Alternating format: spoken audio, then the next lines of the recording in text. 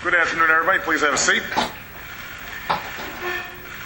Over the past few weeks, I've been talking about what I believe should be our number one priority as a country, building a better bargain for the middle class and for Americans who want to work their way into the middle class. At the same time, I'm focused on my number one responsibility as Commander-in-Chief, and that's keeping the American people safe. And in recent days, we've been reminded once again about the threats to our nation. As I said at the National Defense University back in May, in meeting those threats, we have to strike the right balance between protecting our security and preserving our freedoms. And as part of this rebalancing, I called for a review of our surveillance programs. Unfortunately, rather than an orderly and lawful process to debate these issues and come up with appropriate reforms, repeated leaks of classified information have initiated the debate in a very passionate but not always fully informed way. Now, keep in mind that as a senator, I expressed a healthy skepticism about these programs. And as president, I've taken steps to make sure that they have strong oversight by all three branches of government and clear safeguards to prevent abuse and protect the rights of the American people. But given the history of abuse by governments, it's right to ask questions about surveillance, particularly as technology is reshaping every aspect of our lives. I'm also mindful of how these issues are viewed overseas, because American leadership around the world depends upon the example of American democracy and American openness. Because what makes us different from other countries is not simply our ability to secure our nation, it's the way we do it, with open debate and democratic process. In other words, it's not enough for me as president to have confidence in these programs. The American people need to have confidence in them as well. And that's why over the last few weeks I've consulted members of Congress who come at this issue from many different perspectives. I've asked the Privacy and Civil Liberties Oversight Board to review where our counterterrorism efforts and our values come into tension. And I directed my national security team to be more transparent and to pursue reforms of our laws and practices.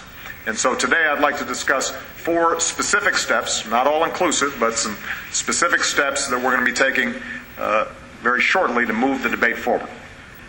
First, I will work with Congress to pursue appropriate reforms to Section 215 of the Patriot Act, the program that collects telephone records. As I've said, this program is an important tool in our effort to disrupt terrorist plots, and it does not allow the government to listen to any phone calls without a warrant. But given the scale of this program, I understand the concerns of those who would worry that it could be subject to abuse. So after having a dialogue with members of Congress and civil libertarians, I believe that there are steps we can take to give the American people additional confidence that there are additional safeguards against abuse. For instance, we can take steps to put in place greater oversight, greater transparency, and constraints on the use of this authority. So I look forward to working with Congress to meet those objectives. Second, I'll work with Congress to improve the public's confidence in the oversight conducted by the Foreign Intelligence Surveillance Court, known as the FISC. The FISC was created by Congress to provide a judicial review of certain intelligence activities so that a federal judge must find that our actions are consistent with the Constitution. However, to build greater confidence, I think we should consider some additional changes to the FISC. One of the concerns that people raise is that a judge reviewing a request from the government to conduct programmatic surveillance only hears one side of the story, may tilt it too far in favor of security, may not pay enough attention to liberty. And while I've got confidence in the court, and I think they've done a fine job, I think we can provide greater assurances that the court is looking at these issues from both perspectives, security and privacy.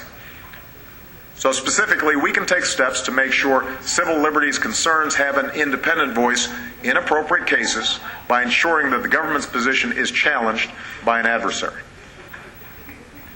Number 3, we can and must be more transparent. So I've directed the intelligence community to make public as much information about these programs as possible. We've already declassified unprecedented information about the NSA, but we can go further. So at my direction, the Department of Justice will make public the legal rationale for the government's collection activities under Section 215 of the Patriot Act. The NSA is taking steps to put in place a full-time civil liberties and privacy officer and released information that details its mission, authorities, and oversight. And finally, the intelligence community is creating a website that will serve as a hub for further transparency. And this will give Americans and the world the ability to learn more about what our intelligence community does and what it doesn't do, how it carries out its mission, and why it does so. Fourth, we're forming a high-level group of outside experts to review our entire intelligence and communications technologies. We need new thinking for a new era. We now have to unravel terrorist plots by finding a needle in a haystack of global telecommunications. And meanwhile, technology has given governments, including our own, unprecedented capability to monitor communications. So I'm tasking this independent group to step back and review our capabilities, particularly our surveillance technologies. And they'll consider how we can maintain the trust of the people, how we can make sure that there absolutely is no abuse in terms of how these surveillance technologies are used, ask how surveillance impacts our foreign policy, particularly in an age when more and more information is becoming public. And they will provide an interim report in 60 days and a final report by the end of this year so that we can move forward with a better understanding of how these programs impact our security, our privacy, and our foreign policy. So all these steps are designed to ensure that the American people can trust that our efforts are in line with our interests and our values. And to others around the world, I want to make clear, once again, that America is not interested in spying on ordinary people. Our intelligence is focused above all on finding the information that's necessary to protect our people and, in many cases, protect our allies. It's true, we have significant capabilities. What's also true is we show a restraint that many governments around the world don't even think to do, refuse to show. And that includes, by the way, some of America's most vocal critics. So we shouldn't forget the difference between the ability of our government to collect information online under strict guidelines and for narrow purposes, and the willingness of some other governments to throw their own citizens in prison for what they say online. And let me close with one additional thought. The men and women of our intelligence community work every single day to keep us safe because they love this country and believe in our values. They're patriots. And I believe that those who have lawfully raised their voices on behalf of privacy and civil liberties are also patriots who love our country and want it to live up to our highest ideals. So this is how we're going to resolve our differences in the United States, through vigorous public debate, guided by our Constitution, with reverence for our history as a nation of laws, and with respect for the facts. So, with that, I'm going to take some questions. And let's see who we've got here. We're going to start with Julie Pace of AP. Thank you, Mr. President. I wanted to ask about some of the foreign policy fallout from the disclosure of the NSA programs that you discussed. Your spokesman said yesterday that there's no question that the U.S. relationship with Russia has gotten worse since Vladimir Putin took office. How much of that decline do you attribute directly to Mr. Putin, given that you seem to have had a good working relationship with his predecessor? Also, will there be any additional punitive measures taken against Russia for granting asylum to Edward Snowden, or is canceling the September summit really all you can do, given the host of issues the U.S. needs Russian cooperation for? Thank you. Good. I think there's always been some tension in the U.S.-Russian relationship after the fall of the Soviet Union. There's been cooperation in some areas. There's been competition in others. It is true that in my first 4 years in working with President Medvedev, we made a lot of progress. We got START done, or the START 2 done. We were able to cooperate together on Iran sanctions. They provided us help in terms of supplying our troops in Afghanistan. We were able to get Russia into the WTO, which is not just good for Russia, it's good for our companies and businesses because they're more likely then to follow international norms and rules. So there's been a lot of good work that has been done and that is going to continue to be done.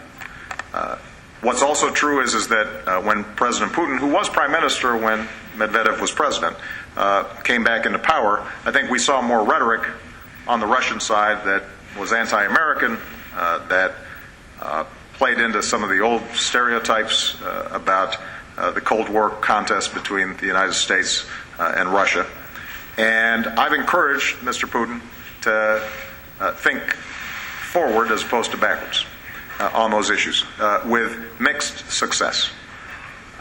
And I think the latest episode is just one more in a number of emerging differences that we've seen over the last several months around Syria, around human rights issues, where it is probably appropriate for us to take a pause, reassess where it is that Russia's going, what our core interests are, and calibrate the relationship so that we're doing things that are good for the United States, and hopefully good for Russia as well, but recognizing that there are just going to be some differences and we're not going to be able to completely disguise them.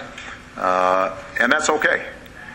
Keep in mind that although I'm not attending the summit, I'll still be going to St. Petersburg because Russia is hosting the G20. That's important business in terms of our economy and our jobs and all the issues that are of concern to Americans. I know that one question that's been raised is how do we approach the Olympics? I want to just make very clear right now, I do not think it's appropriate to boycott the Olympics. We've got a bunch of Americans out there who are training hard, who are doing everything they can to succeed. Nobody's more offended than me by some of the anti-gay and lesbian legislation that you've been seeing in Russia. But as I said just this week, I've spoken out against that, not just with respect to Russia, but a number of other countries where we continue to do work with them, but we have a strong disagreement on this issue. And one of the things I'm really looking forward to is maybe some gay and lesbian athletes bringing home the gold or silver or bronze, which I think would go a long way in rejecting the kind of attitudes that we're seeing there. And if Russia doesn't have gay or lesbian athletes, then it'd probably make their team weaker.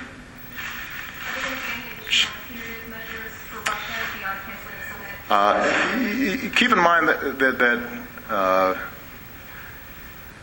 our decision to not participate in the summit was not simply around Mr. Snowden. It had to do with the fact that, frankly, on a whole range of issues where we think we can make some progress, Russia has not moved. And so we don't consider that strictly punitive. We're going to assess where the relationship can advance U.S. interests and increase peace and stability and prosperity around the world. Where it can, we're going to keep on working with them. Where we have differences, we're going to say so clearly.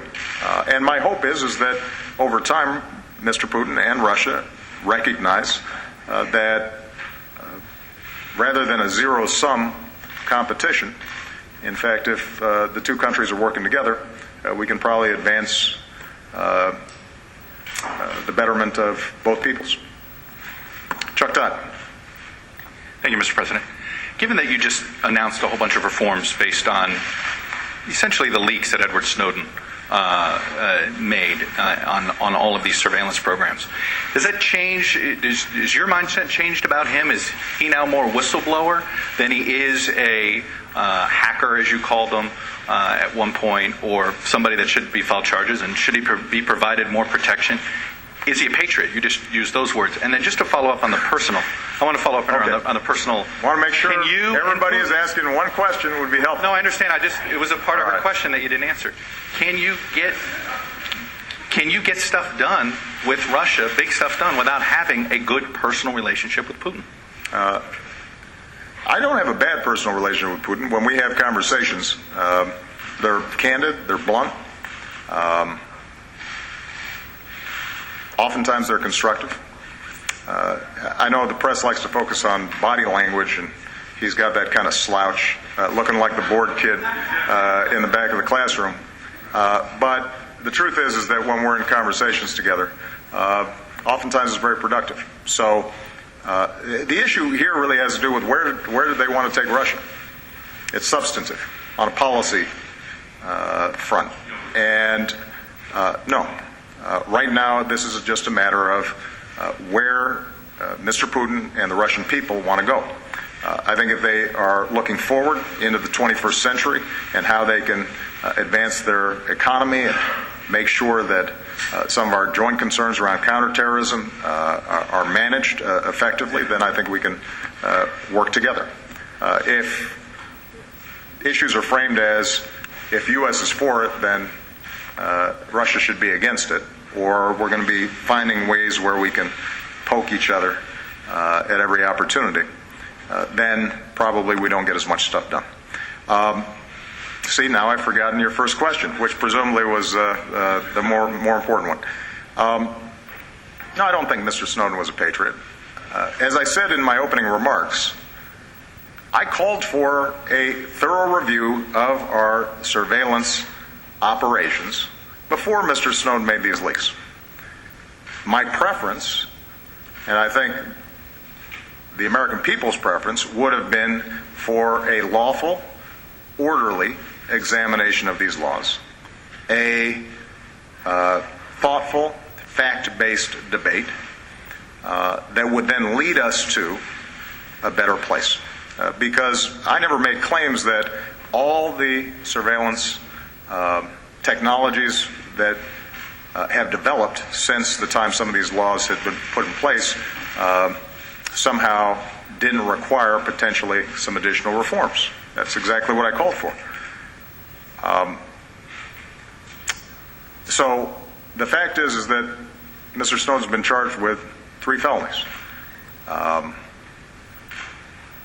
If in fact he believes that what he did was right, then like every American citizen, he can come here, appear before the court with a lawyer, and make his case. If the concern was that somehow this was the only way to get this information out to the public, I signed an executive order well before Mr. Snowden leaked this information that provided whistleblower protection to the intelligence community for the first time. So there were other avenues available for somebody whose conscience was stirred and thought that they needed to question government actions. But having said that, once the leaks have happened, what we've seen is information come out in dribs and in drabs, sometimes coming out sideways. Once the information is out, the administration comes in, tries to correct the record, but by that time it's too late or we've moved on, and a general impression has, I think, taken hold not only among the American public but also around the world that somehow we're out there willy-nilly just sucking in information on everybody and doing what we please with it.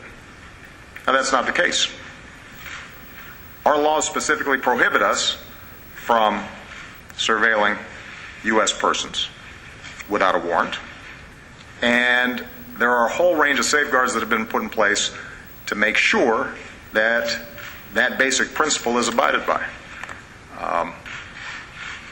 But what is clear is that whether because of the instinctive bias of the intelligence community to keep everything very close, and probably what's a fair criticism is my assumption that if we had checks and balances from the courts and Congress, that that traditional system of checks and balances would be enough to give people assurance that these programs were run properly. That assumption, I think, proved to be undermined by what happened after the leaks. I think people have questions about this program.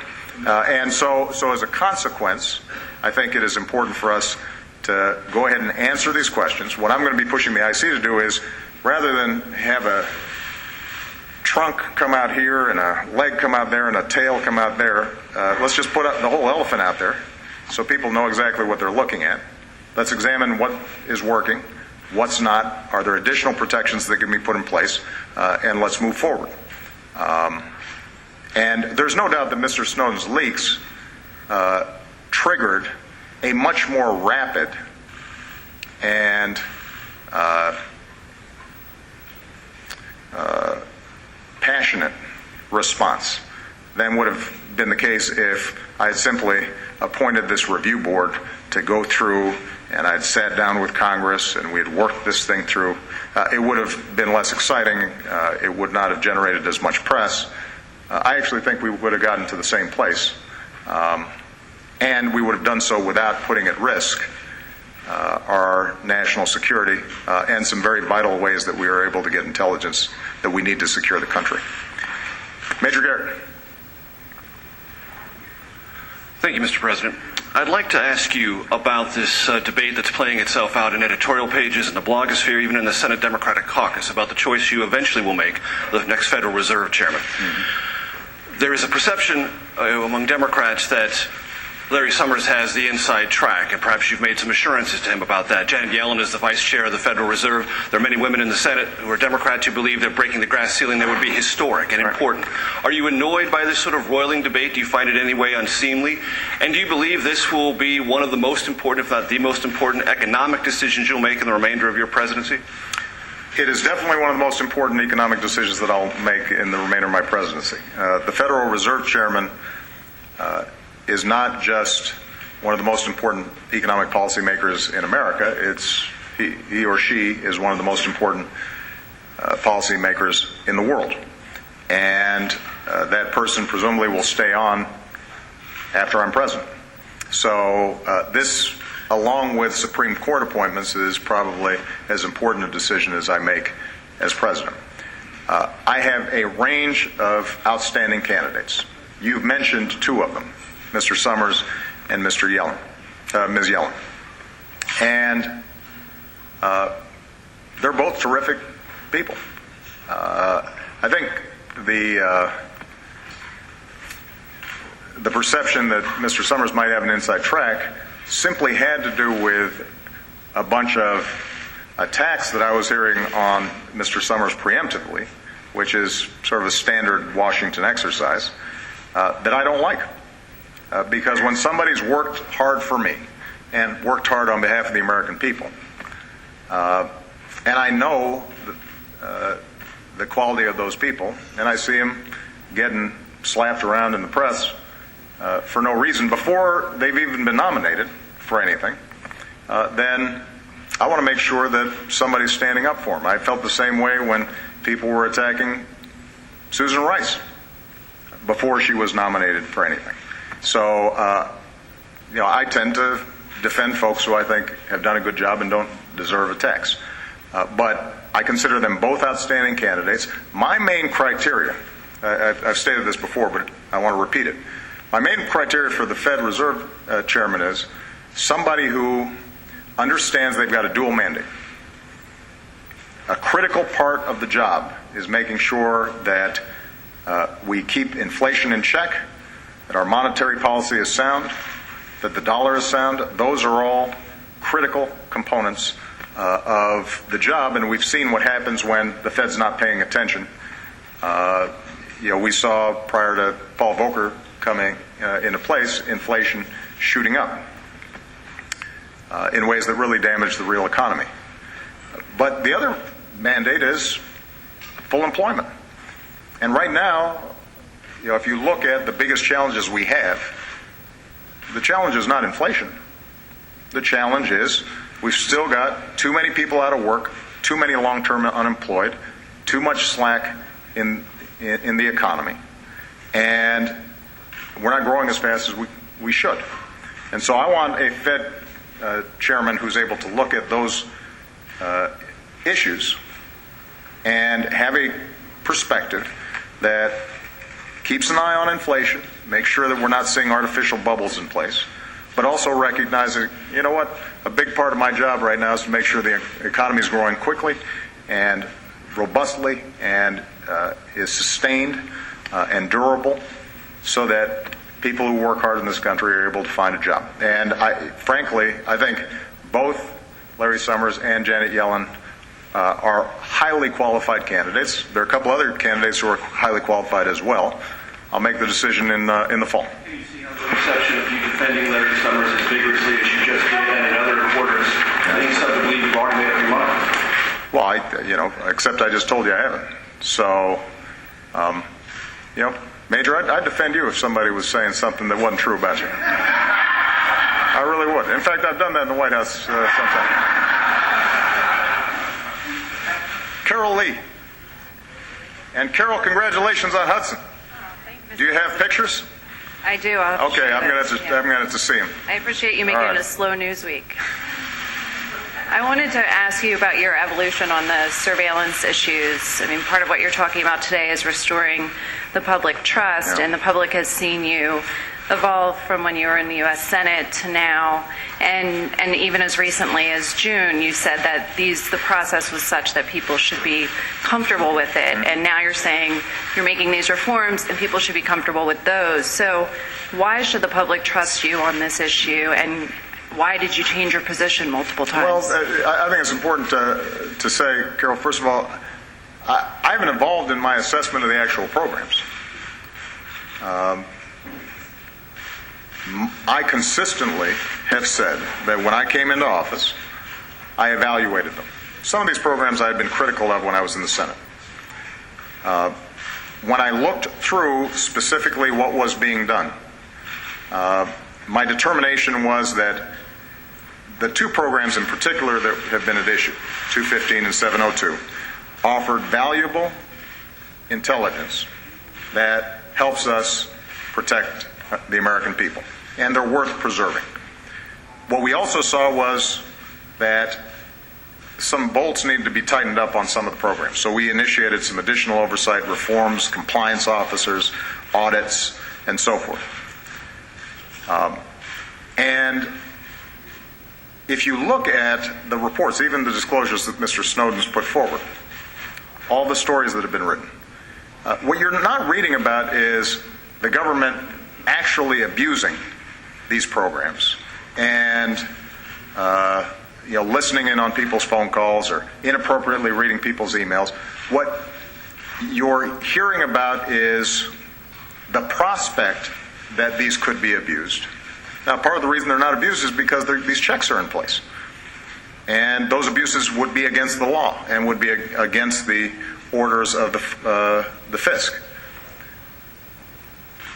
Having said that, though, if you are outside of the intelligence community, if you are the ordinary person and you start seeing a bunch of headlines saying, U.S., Big Brother, looking down on you, collecting telephone records, etc., well, understandably, people would be concerned.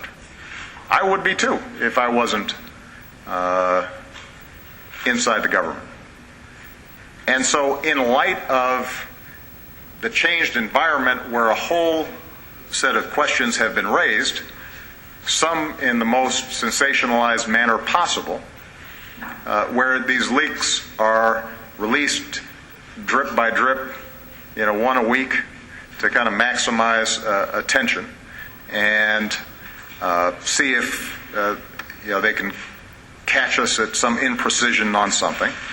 In light of that, it makes sense for us to go ahead, lay out what exactly we're doing, have a discussion with Congress, have a discussion with industry, which is also impacted by this, have a discussion with civil libertarians, and see, can we do this better? I think the main thing I want to emphasize is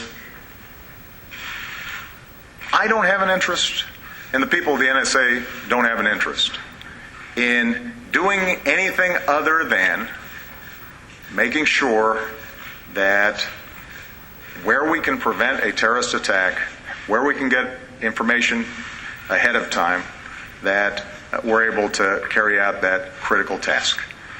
We do not have an interest in doing anything other than that. And we've tried to set up a system that is as fail-safe as, so far at least, we've been able to think of, to make sure that these programs are not abused. But people may have better ideas. And people may want to jigger slightly sort of the balance between the information that we can get versus the incremental encroachments on privacy that, if haven't already taken place, might take place in a future administration or as technologies develop further. And the other thing that's happening is that as technology develops further, technology itself may provide us some additional safeguards. So, for example, if people don't have confidence that the law, the checks and balances of the court and Congress are sufficient to give us confidence that government's not snooping, well, maybe we can embed technologies in there that prevent the snooping regardless of what government wants to do. I mean, there may be some technological fixes that provide another layer of assurance. And so those are the kinds of things that I'm looking forward to having a conversation about. Can you understand why people might not trust what you're saying now about wanting them to have confidence in the reforms that you're proposing? I can't. That you said that they shouldn't be comfortable with the process as a whole. The fact that I said that the programs are operating in a way that prevents abuse, that continues to be true without the reforms. The question is, how do I make the American people more comfortable? All right? If I tell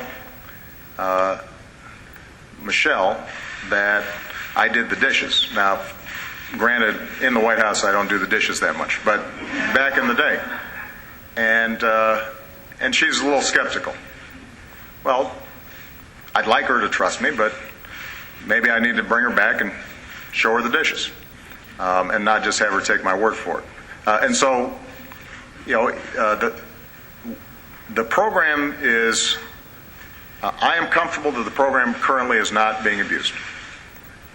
I'm comfortable that if the American people examined exactly what was taking place, how it was being used, what the safeguards were, that they would say, you know what, these folks are following the law and doing what they say they're doing. But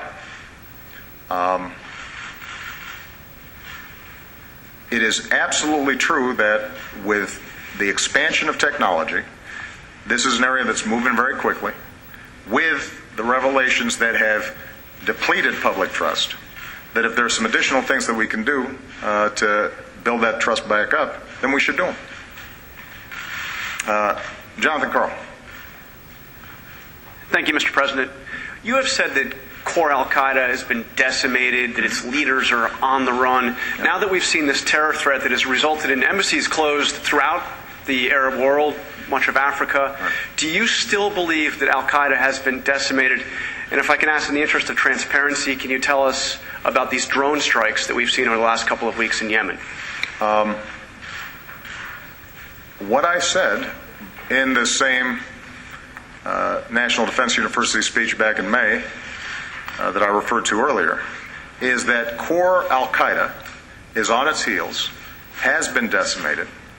But what I also said was that al-Qaeda and other extremists have metastasized into regional groups that can pose significant dangers.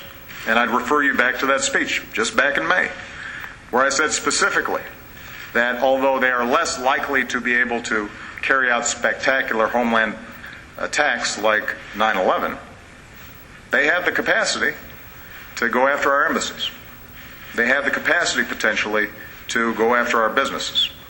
They have the capacity to be destabilizing and disruptive in countries where the security apparatus is weak. And that's exactly what we are seeing right now. So it's entirely consistent to say that this tightly organized and relatively centralized al-Qaeda that attacked us on 9/11 has been broken apart and is very weak. and does not have a lot of operational capacity. And to say we still have these regional organizations like AQAP that can pose a threat, that can drive potentially a truck bomb into an embassy wall and can kill some people. And so that requires us then to make sure that we have a strategy that is strengthening those partners so that they've got their own capacity to deal with what are potentially manageable regional threats if these countries are a little bit stronger and have more effective CT and so forth. It means that we've got to continue to be vigilant and go after known terrorists who are potentially carrying out plots or are going to strengthen their capacity over time, because they're always testing the boundaries of, well, maybe we can try this, maybe we can do that. But this is an ongoing process.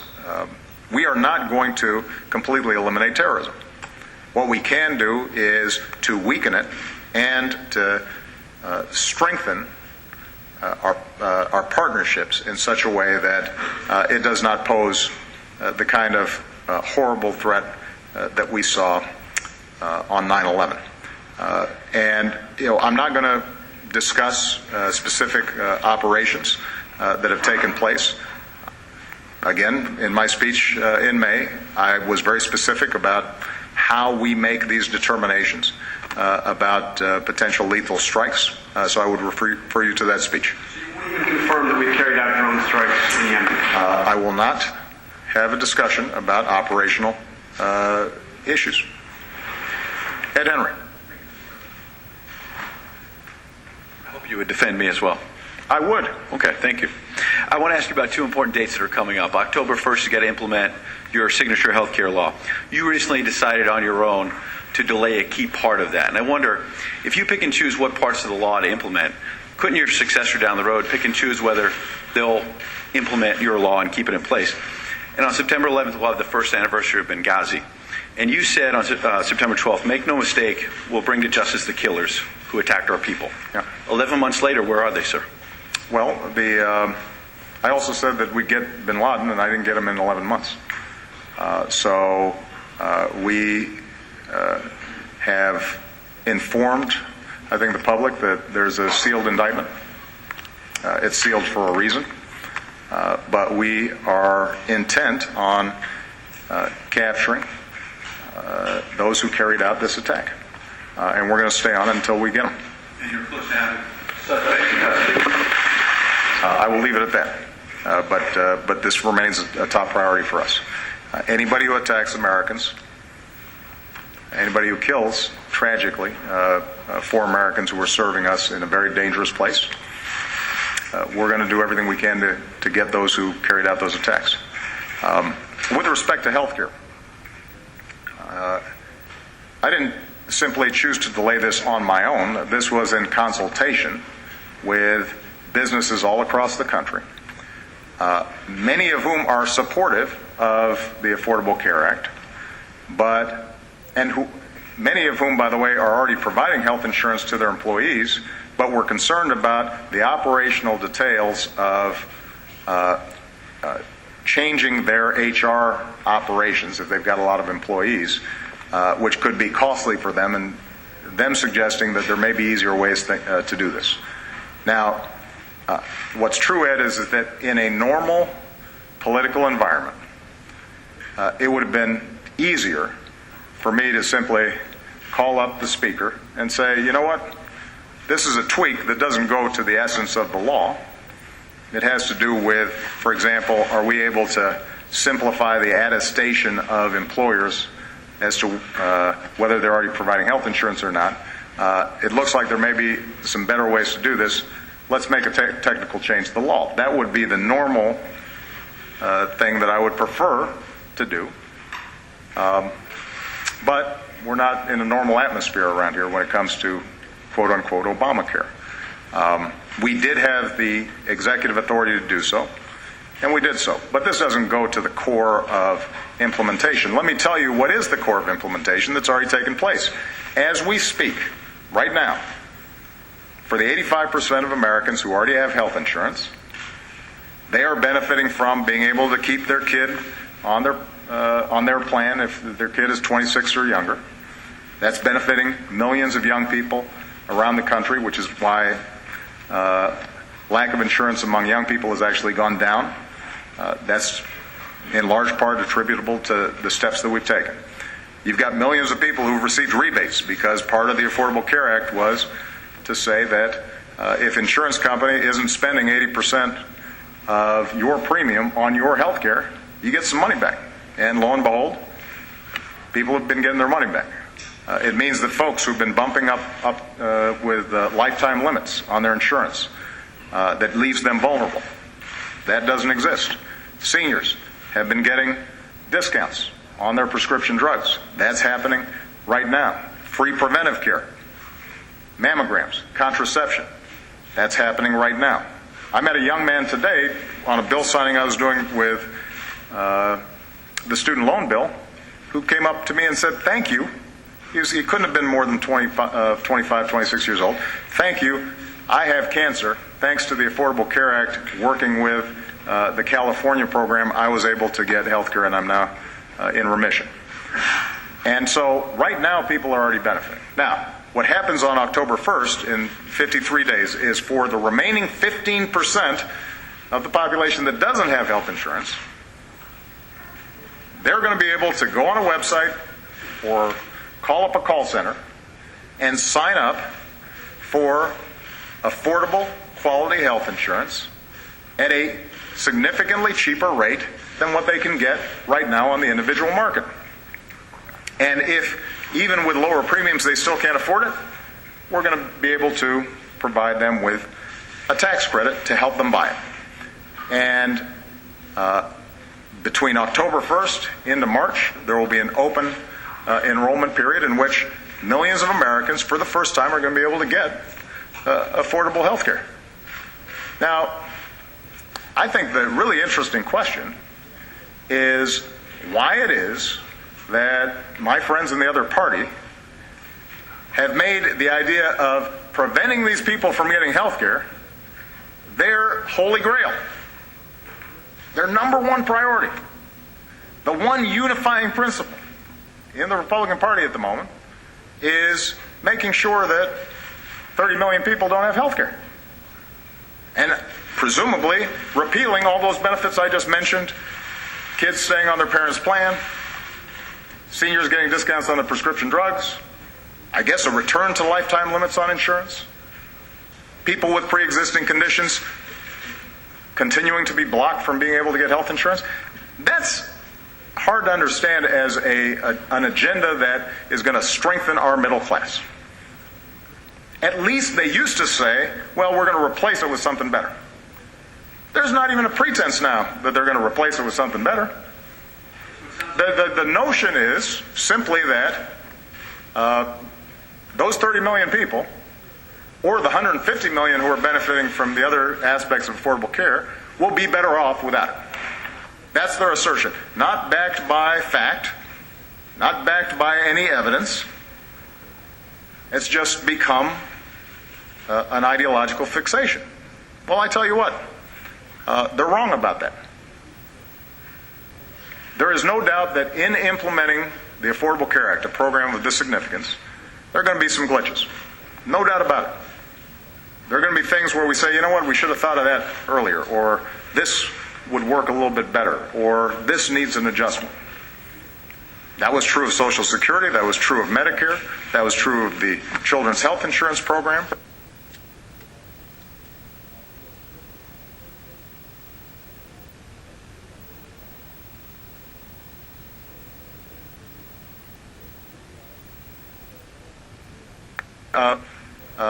A car company rolling out a new car.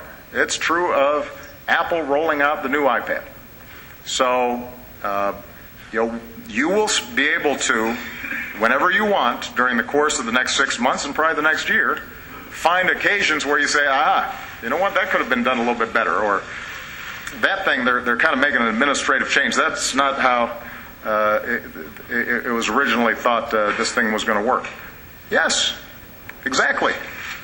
Because our goal is to actually deliver high-quality, affordable health care for people and to reform the system so costs start going down and people start getting a better. And I make no apologies for that. Let me just make one last point about this. The idea that you would shut down the government unless you prevent 30 million people from getting health care is a bad idea.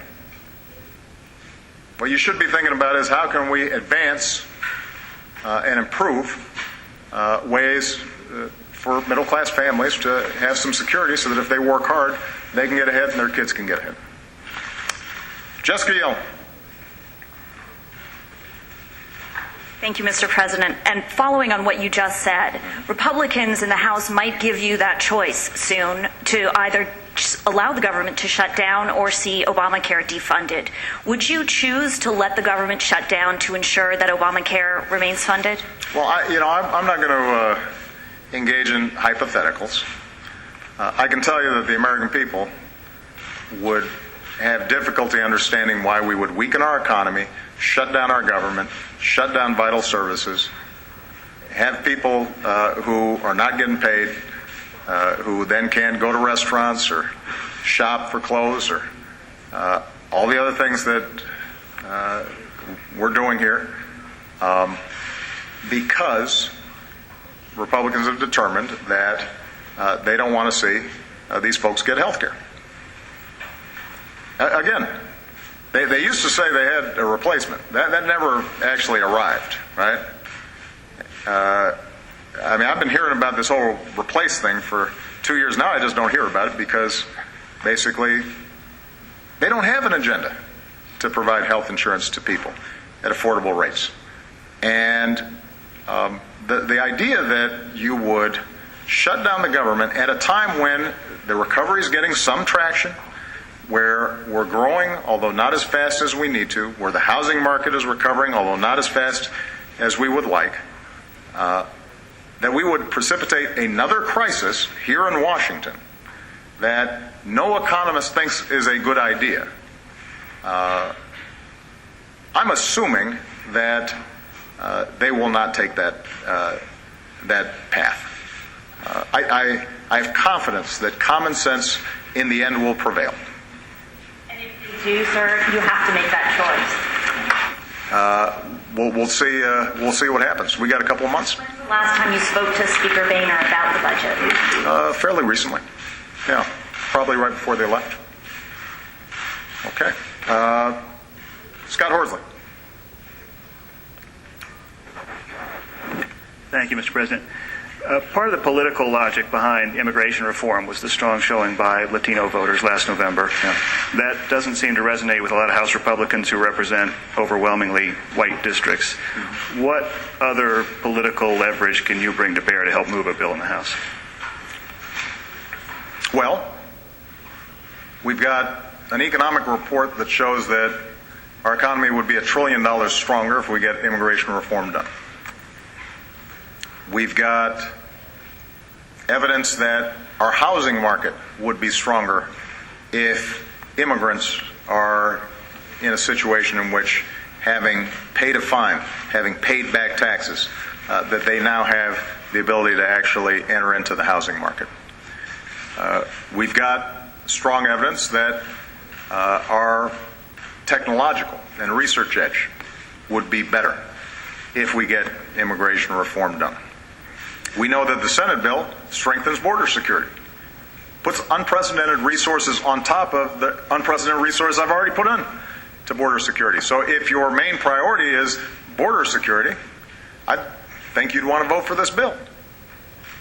We know that the Senate bill creates a system in which employers are held accountable for when they hire undocumented workers.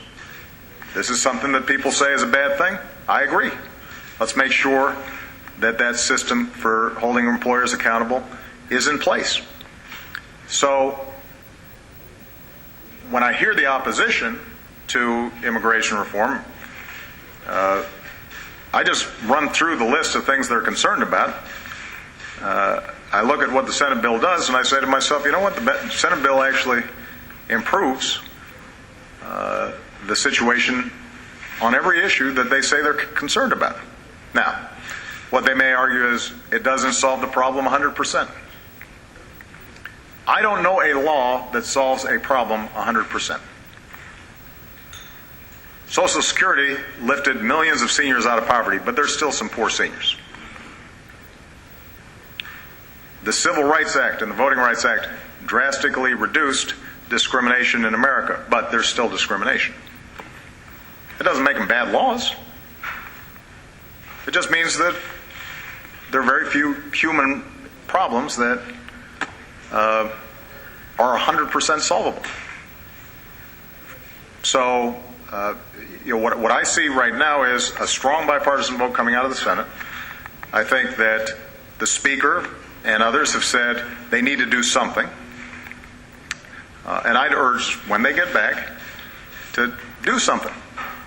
Put forward a bill that has an opportunity to actually pass. It may not be precisely what's in the Senate bill. My preference would be for them to go ahead and call the Senate bill, but if they've got some additional ideas, I think the Senate's happy to consider them.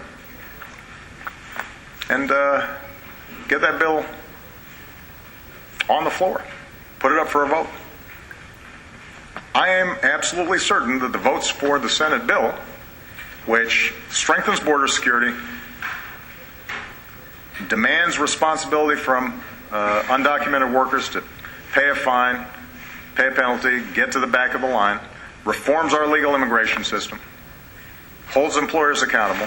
I am absolutely confident that if that bill was on the floor of the House, it would pass. So the challenge right now is not that there aren't a majority of House members, just like a majority of Senate members, who aren't prepared to support this bill. The problem is internal Republican caucus politics. And that's what the American people don't want us to be worrying about. Don't worry about your Washington politics. Solve problems. And this is one where you've actually got some pretty broad consensus. I don't know an issue where you got labor, the Chamber of Commerce, evangelicals, student groups, you name it, supportive of a bill. Let's get it done. All right? Thank you very much.